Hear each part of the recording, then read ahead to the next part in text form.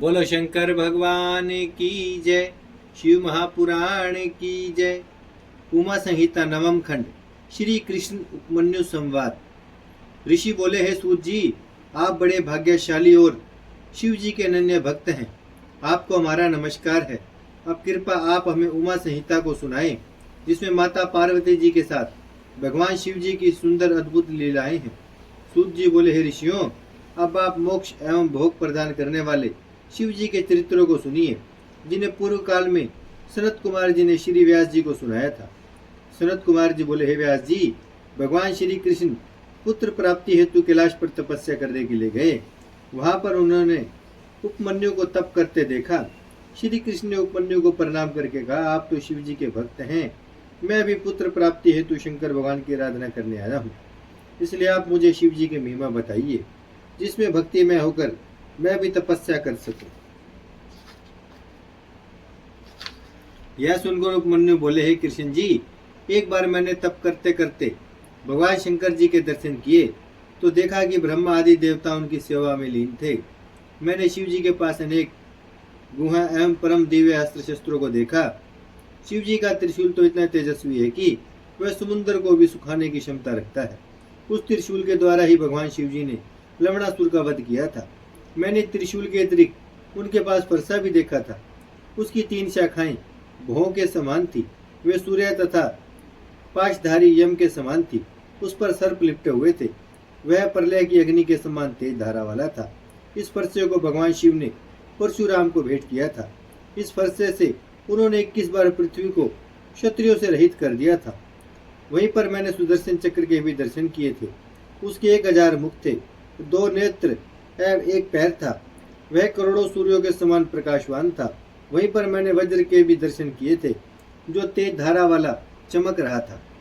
मैंने वहां पिनाक नामक तर्कस युक्त धनुष के दर्शन किए थे। तदनंतर शक्ति, तलवार, तेजस्वी पाश, अंकुश, गदा और लोकपालों के अनेक अस्त्र शस्त्र भी मैंने देखे। वहीं पर हंस युक्त विमान में ब्रह्मा जी को बैठे देखा। वे शिव जी के दाहिनी ओर बैठे थे। गरुड़ पर सवार विष्णु भगवान आयुधों सहित बाईं ओर बैठे थे। स्वावयंभू आदि मनु, भृंगु आदि ऋषि तथा इंद्र आदि देवता भी वहां उपस्थित थे। भगवान शिव के सामने नंदी त्रिशूल लिए बैठा था। भूतगण, मार्तका आदि सभी सेवा में उपस्थित थे। सब मिलकर अनेक प्रकार की स्तुतियां कर रहे थे। मैं भी हाथ जोड़कर भगवान शिव की स्तुति की। भगवान शिव जी प्रसन्न होकर मुझसे बोले, हे विप्र, मैं तुमसे खुश हूँ, तुम इच्छा अनुसार वर मांग सकते हो।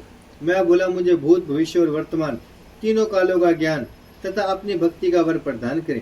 मुझे परिवार सहित दूध और भात भोजन में मिलता रहे।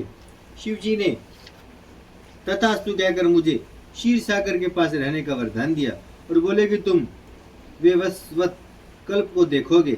हे मुनि, मैं हमेशा तुम्हारे पास रहूंगा। जब कभी तुम मुझे याद करोगे तो मैं तुम्हें दर्शन अवश्य दूंगा। इस प्रकार कहकर भगवान शिव अंतर ध्यान हो गए। हे कृष्ण, शंकर भगवान की कृपा से मुझे तीनों कालों का ज्ञान प्राप्त है। भगवान शिव की दृष्टा, प्रधान पुरुष और सर्वेश्वर हैं। भगवान शिव ही दृष्टा, प्रधान पुरुष और सर्वेश्वर हैं। उनकी कृपा से सब संभव है। आप पुत्र की प्राप्ति के लिए शिव जी की आराधना कीजिए। बोलो शंकर भगवान की जय। शिव महापुराण की जय।